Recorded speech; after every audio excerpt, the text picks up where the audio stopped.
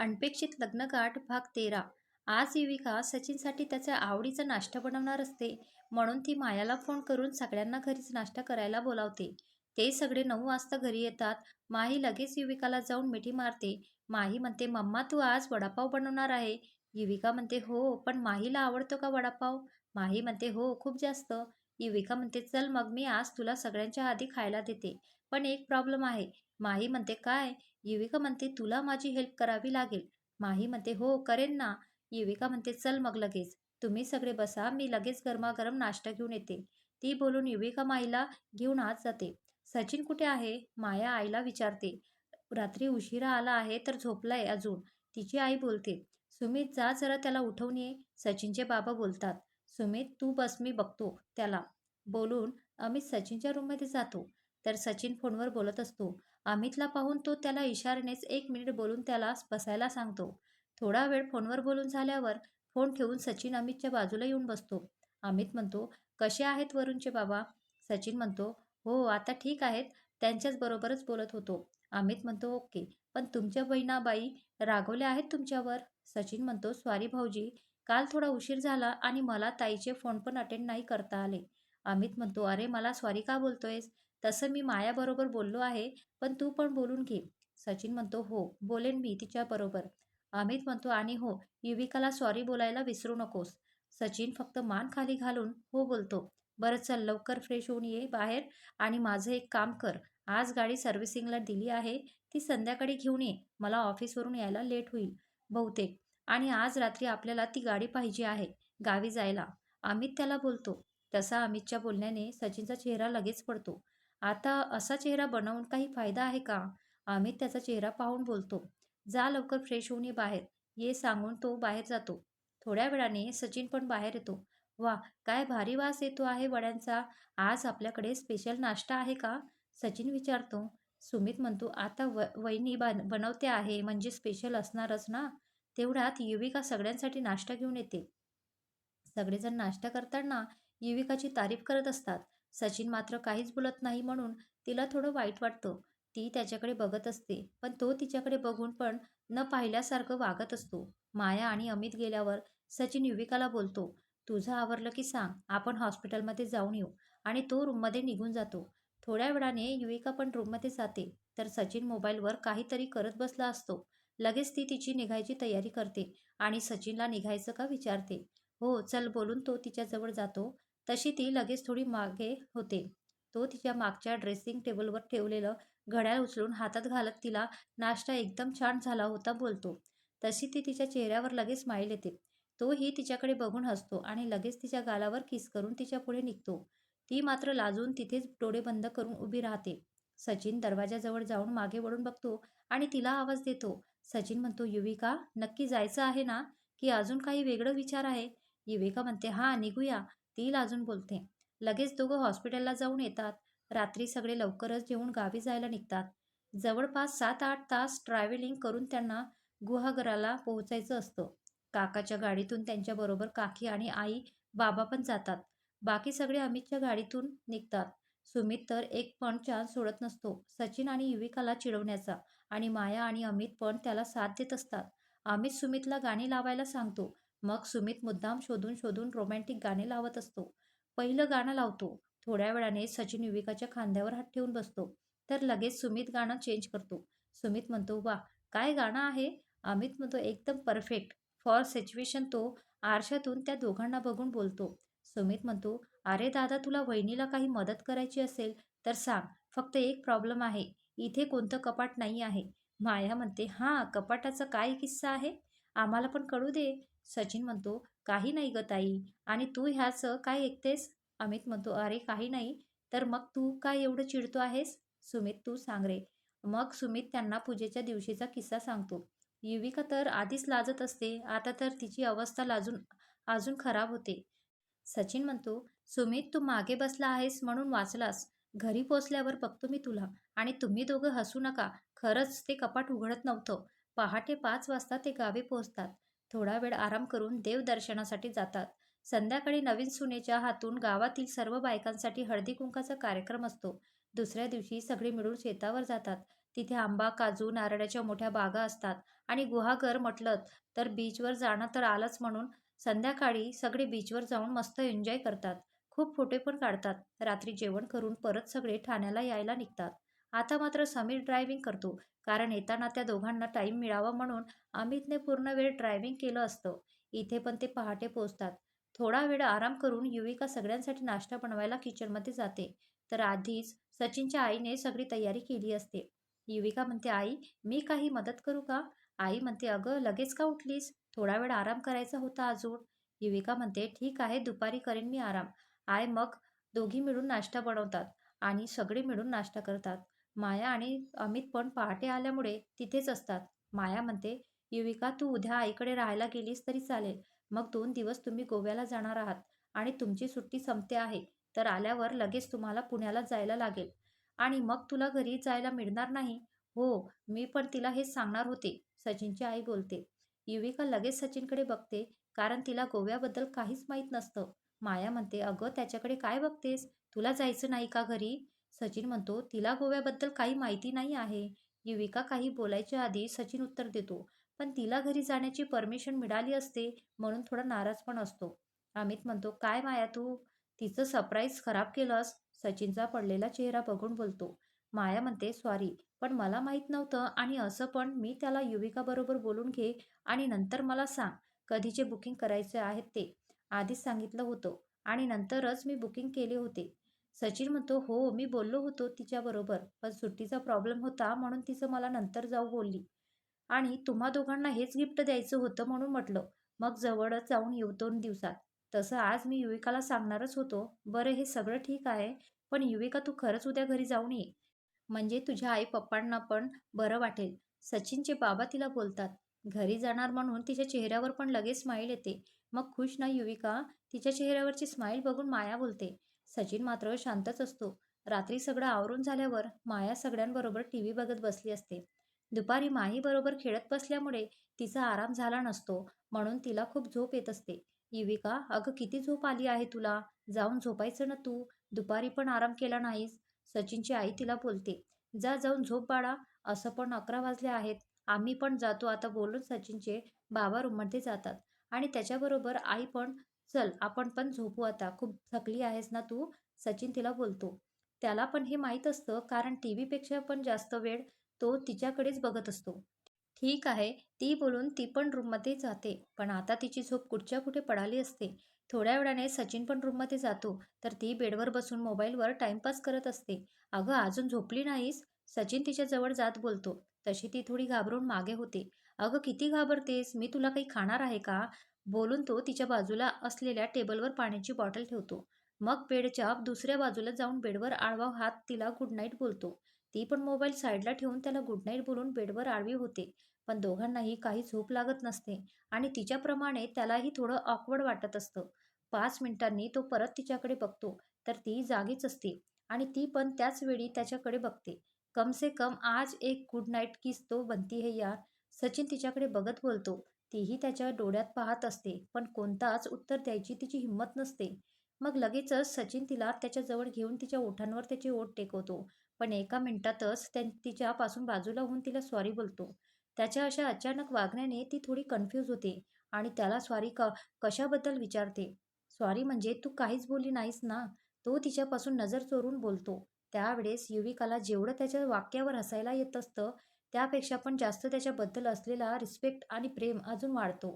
ती लगेच त्याचा चेहरा तिच्या दोन्ही हातात पकडून त्याला लव्ह यू बोलून लगेच त्याला किस करते आणि आज त्याच्यामध्ये असलेला दुरावा कायमचा दूर होतो आणि ते खऱ्या अर्थाने कायमचे एकमेकांचे होतात. युविकाचा रोजचा अलार्म होतो आणि तिला जाग येते. स्वतःला सचिनच्या खुशीत पाहून तिच्या चेहऱ्यावर एक वेगळाच आनंद असतो. तो खूप शांत झोपलेला असतो. म्हणून लगेच त्याचा हात हळूच बाजूला करून आधी मोबाईल बंद करते. हळूच त्याच्या डोक्यावरून हात फिरवून कपाळावर किस करून हळूच गुड मॉर्निंग बोलून तयार होऊन बाहेर जाते. बाबा हॉलमध्ये पेपर वाचत बसले. त्यांना गुड मॉर्निंग बोलून किचनमध्ये जाते. युविका म्हणते, "सॉरी आई, आज थोडा उशीर झाला उठायला." आई म्हणते, "अगं, ठीक आहे. लग्न झाल्यापासून रोजच धावपळ चालू आहे आणि काल तर किती थकली होतीस तू आणि मीही आताच आली आहे." युविका म्हणते, "मी काही मदत करू का?" आई म्हणते, "चल, आधी आमच्याबरोबर चहा घे, मग बघू काय करायचे ते."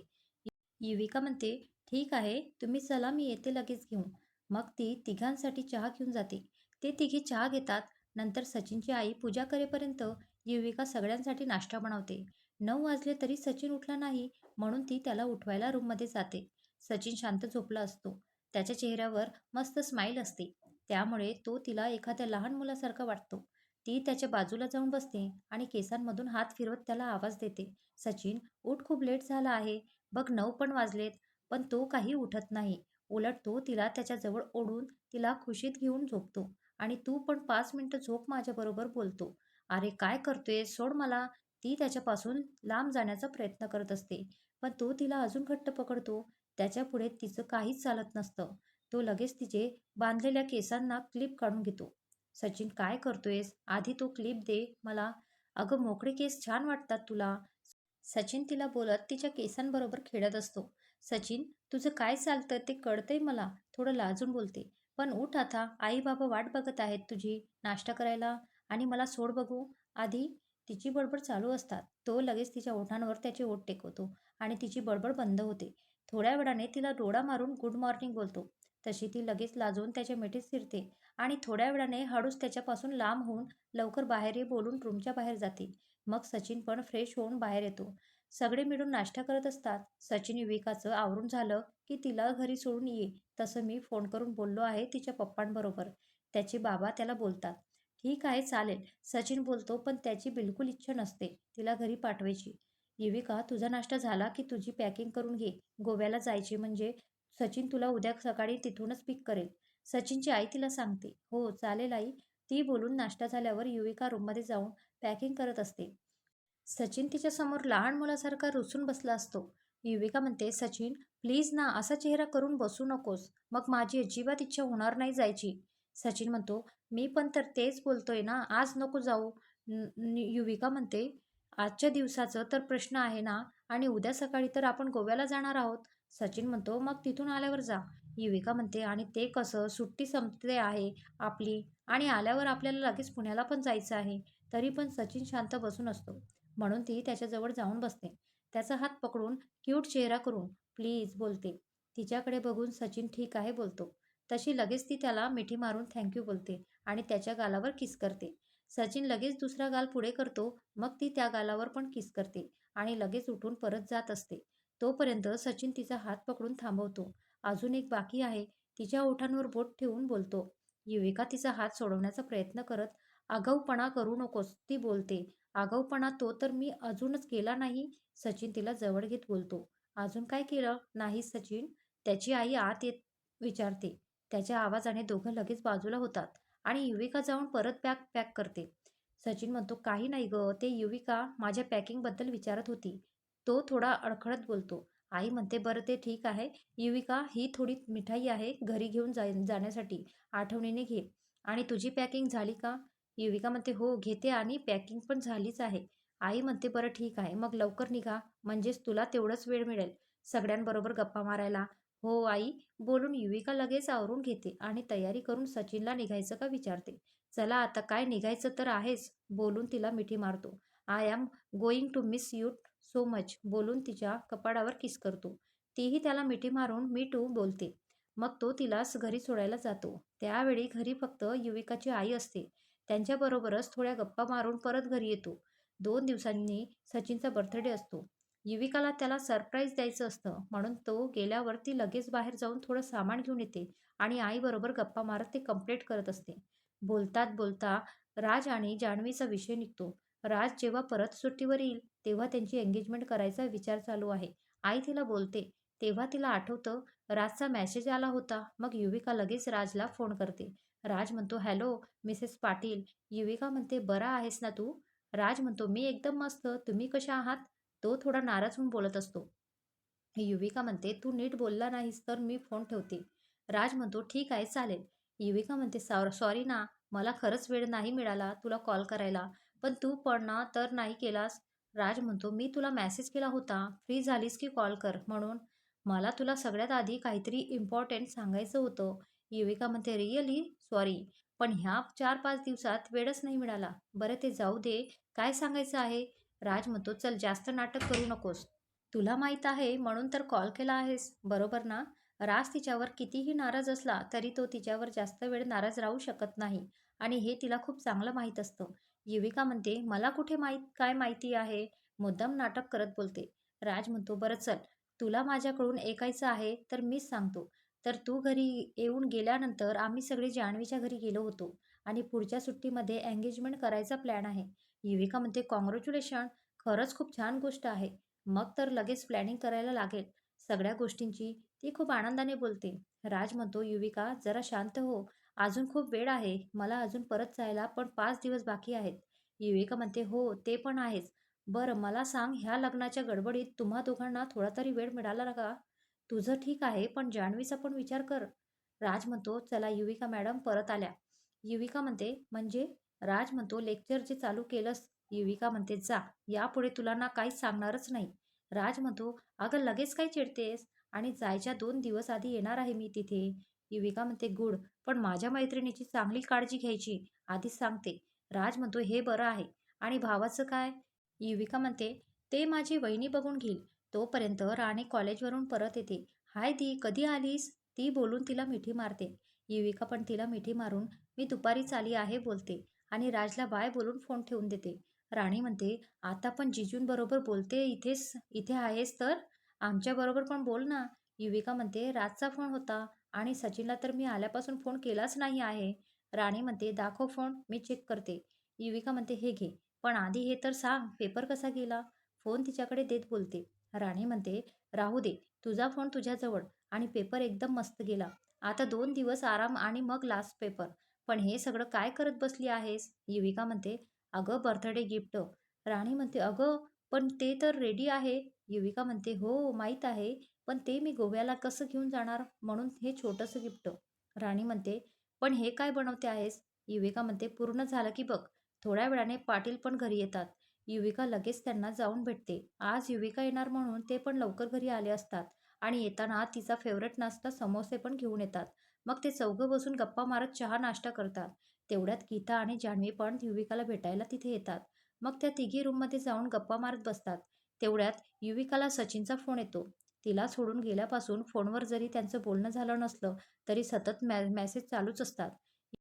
युविका फोन बाहेरच असतो म्हणून राणी तो अटेंड करते आणि बोलत रूममध्ये जाते. सचिन म्हणतो, "मिस यू सो मच. तू कधी परत येणार?" राणी म्हणते, "मिस यू टू जिजू." "अहो पण फोन केल्यावर मोस्टली आधी हॅलो बोलतात." सचिन म्हणतो, डोक्याला हात लावून, "हॅलो सालीसाहेब, कशा आहात तुम्ही?" राणी म्हणते, "मी मजेत. पण मला तुम्ही काही मजेत आहात असं अजिबात वाटत नाही." सचिन म्हणतो, "अगं मी तर एकदम मजेत आहे. बायको पहिल्यांदा माहेरी गेली आहे." राणी म्हणते, "हो का? तुमच्या पहिल्या वाक्यावरून तर अजिबात वाटलं नाही मला. पण बरं झालं सांगितलं. दी पण तुम्हाला अजिबात मिस करत नाही आहे."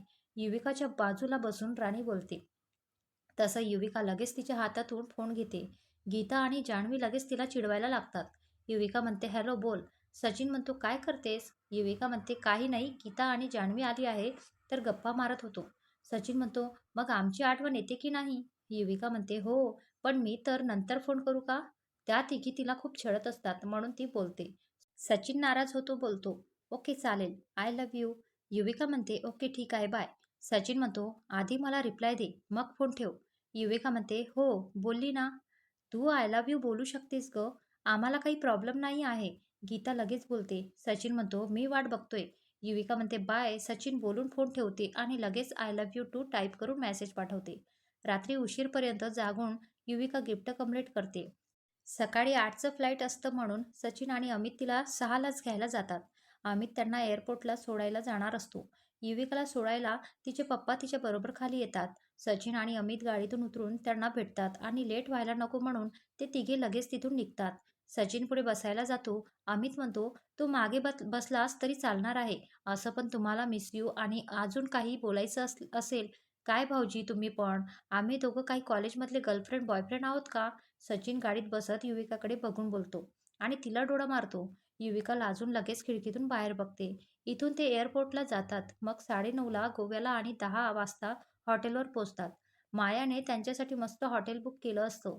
हॉटेल एकदम बीचच्या बाजूला असतं आणि विंडोतून पूर्ण समुद्रकिनारा दिसत असतो. फ्रेश होऊन नाश्ता करून बाहेर जायला निघतात. सचिनने व्हाईट शर्ट्स त्यावर light blue half sleeve shirt आणि ब्लॅक सनग्लासेस घातले असतात. युविका आरशासमोर उभी राहून स्वतःला बघत असते. तिने blue jeans, shorts, multi colour T shirt आणि त्यावर व्हाईट श्रग, थोडासा मेकअप आणि मोकळे केस. सचिन जाऊन तिला मागून मिठी मारतो. सचिन म्हणतो, एवढी छान तयार झाली आहेस तर आता बाहेर जाण्याची अजिबात इच्छा नाही आहे. बोलून तिला गालावर किस करतो. युविका म्हणते, मोस्टली लोक बाहेर जाण्यासाठीच तयार होतात आणि इच्छा नसताना पण बऱ्याच गोष्टी कराव्या लागतात. मग निघूया का आता? त्याच्या गळ्यात दोन्ही हात टाकून बोलते आणि लगेच गालावर किस करून लुकिंग हँडसम बोलून त्याच्या आधी रूममधून बाहेर पडते. आधी ते चर्चमध्ये जातात. नंतर ॲग्वेडा फोर्टवर जातात. तिथे गेल्यावर खूप फोटो पण काढतात आणि नंतर वॉटर स्पोर्ट करायला जातात. आधी ते पॅरासेलिंग करतात, मग जेट स्की आणि नंतर बनाना बोट राईड. युविका ह्या सगळ्या राईड पहिल्यांदा करते म्हणून आधी थोडी घाबरत असते, पण सचिन बरोबर असल्यामुळे ती सगळे राईड मस्त एन्जॉय करते. सचिनने ह्या आधी पण सगळ्या राईड केल्या असतात, पण आज युविका बरोबर तोही खूप एन्जॉय करतो. संध्याकाळ झाल्यावर सनसेट एन्जॉय करून दोघं पण रूमवर जातात. पूर्ण भिजलेली असल्याने युविका लगेच फ्रेश व्हायला वॉशरूममध्ये जाते आणि दरवाजा लावणार तोपर्यंत सचिन दरवाजा पकडतो. युविका म्हणते, काय झालं? काही पाहिजे का? सचिन म्हणतो, नाही ग, मी विचार करत होतो एकत्र शॉवर घेतलं तर तेवढाच टाइम वाचेल. युविका म्हणते, मला खूप वेळ लागणार नाही आणि आता आपण कुठेच जाणार नाही आहोत, तर टाइम वाचून काय करणार? ती बोलून त्याला मागे ढकलते आणि दरवाजा बंद करते. सचिन म्हणतो, अगं असं काय करतेस? तुला काही मदत लागली तर? युविका म्हणते, मला अजिबात मदत नको आहे. 5 मिनिटातच ती बाहेर येते आणि लगेच त्याला आत पाठवून देते. तिचं आवरून झाल्यावर मोबाईलवर दिवसभर काढलेले फोटो चेक करत बसते. सचिन म्हणतो, युविका, मला जबरदस्ती आत पाठवलंस, पण माझा टॉवेल बाहेर आहे. प्लीज जरा देतेस का? युविका म्हणते, 1 मिनिट थांब, देते. दरवाजा थोडा ओपन करून ती टॉवेल द्यायला हात पुढे करते. तसं लगेच सचिन तिचा हात पकडून आतमध्ये घेतो आणि तिला शॉवर खाली उभी करतो. युविका म्हणते, अरे तू काय करतोयस? आताच तर शॉवर घेतलं होतं मी. ती बोलून त्याच्याकडे बघते. सचिन म्हणतो, मी तर मगाशीच बोललो होतो ना, टाईम वाचूया. तो खोडकर नजरेने तिच्याकडे बघत बोलतो. तशी ती लगेच लाजून खाली बघते. हाय, आपकी इस अदा पर तो हम पूरी तरह फिदा है. सचिन तिचा चेहरा हळूच वर करत बोलतो. युविका त्याच्या हातावर एक फटका मारत फिल्मी बोलून त्याला मिठी मारते.